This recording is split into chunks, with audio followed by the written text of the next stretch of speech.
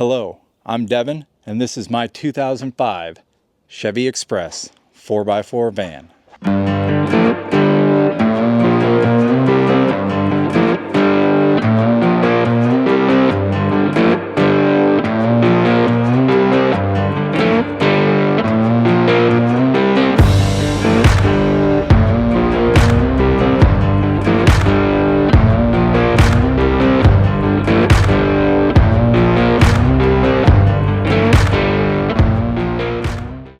I bought this van 2 years ago. It was originally a two-wheel drive church van.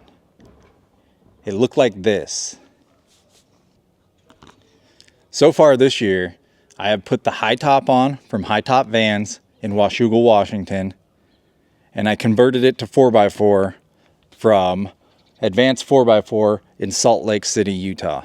They lifted it 3 inches. They put Vision wheels on it. 275/70 R17 open country all-terrain tires, and an aluminous front bumper.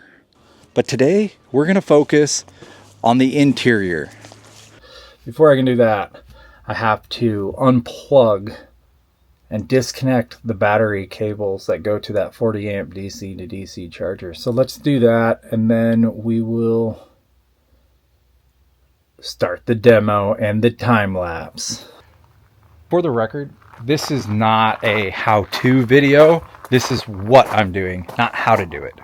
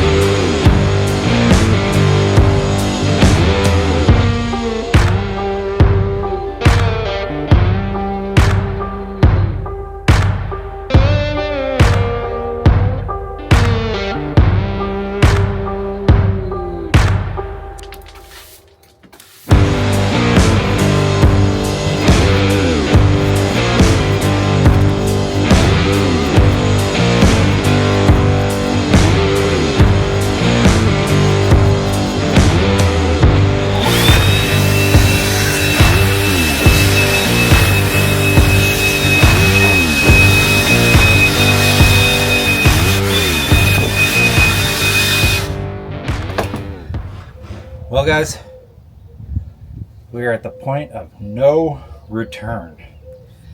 We're building a new van.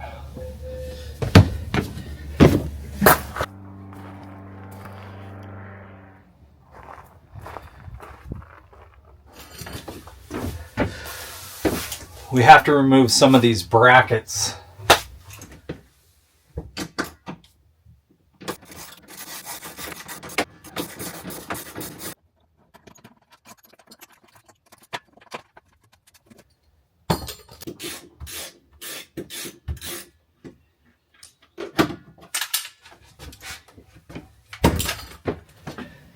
As we move along with this project, I'm going to use these E-tracks.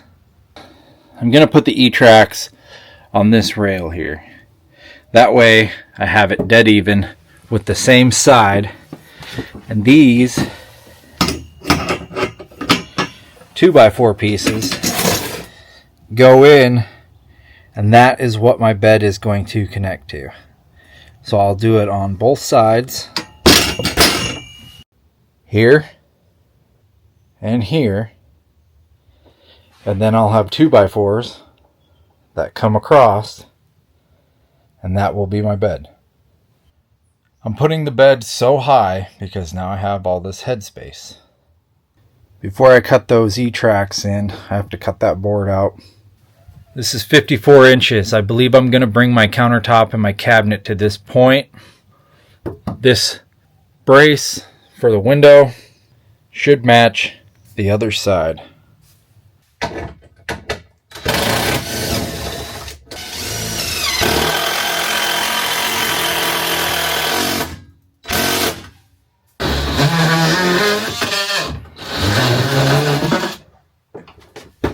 Basically, I'm wearing shorts. I have safety glasses. We're going to cut this right here and we'll match it to the other side.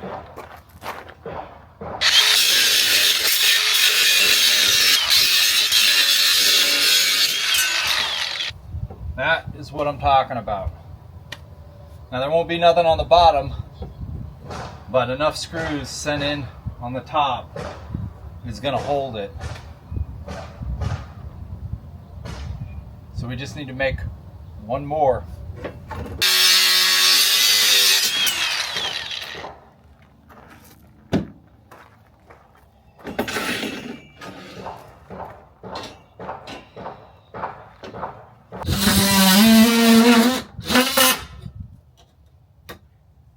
Dude, this is a great tool.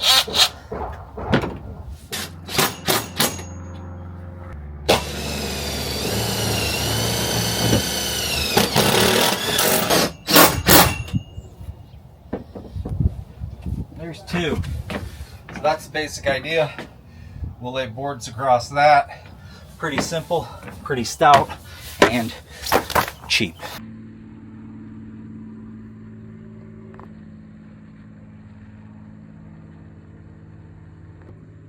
I'm leaving that in here. For one, it works. It's hooked up, and I don't want to disconnect the water lines that go to it.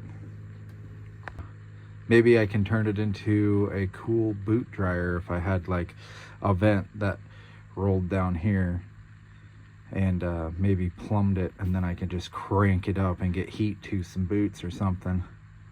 It doesn't seem like it would be that hard.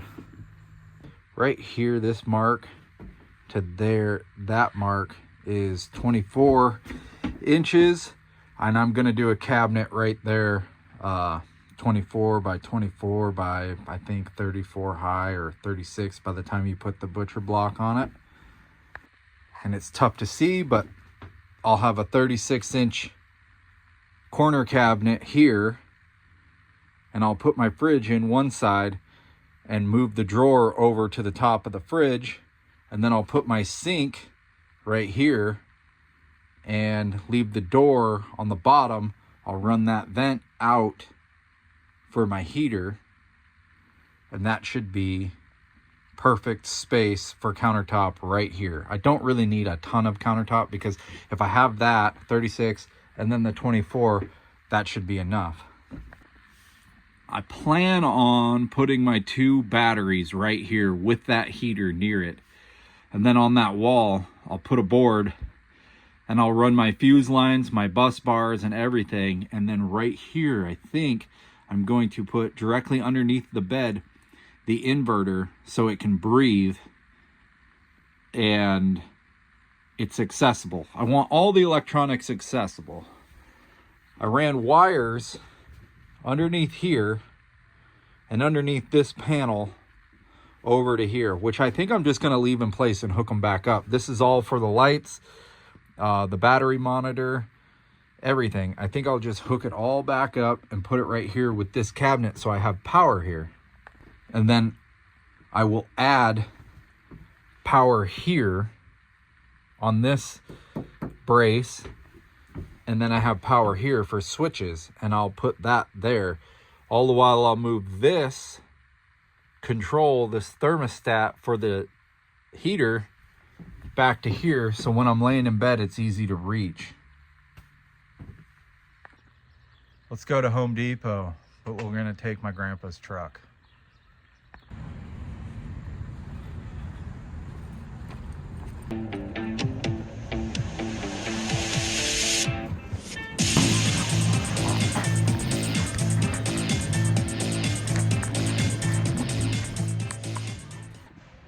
Hear me out.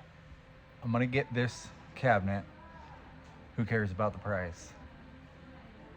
Right here, I can put this drawer here, and then I can cut this to fit my fridge. And then I'll put my sink here, and then I'll have this door for access for the tank. I think that's the best bet. And then I will just frame up a little cubby hole here and vent the top. And that will be along the driver's side, behind the driver's seat, 36-inch cabinet, 24 inches out. And then this 24-inch cabinet by 24-inch will be along the barn door opening, which will butt right up next to the bed and take up half of the barn doors. And I think that's the best bet for that one. So 2 cabinets. The reason I'm choosing these cabinets is because they're plywood. And plywood is a lot stronger than that crappy particle board. I'll go show you that real fast. So I could buy something like this. It's already pre-made, but it is not plywood. This is like a particle board in there. That's obviously nice, but I just am not going, oh, right here. That's just not gonna hold up in a van. A lot of people won't even use Home Depot cabinets, but I think it's my best bang for my buck because I can trim the plywood and you can brace it completely for whatever you need. A screw will sink into the plywood, but a screw will break that other stuff if you over tighten it or something.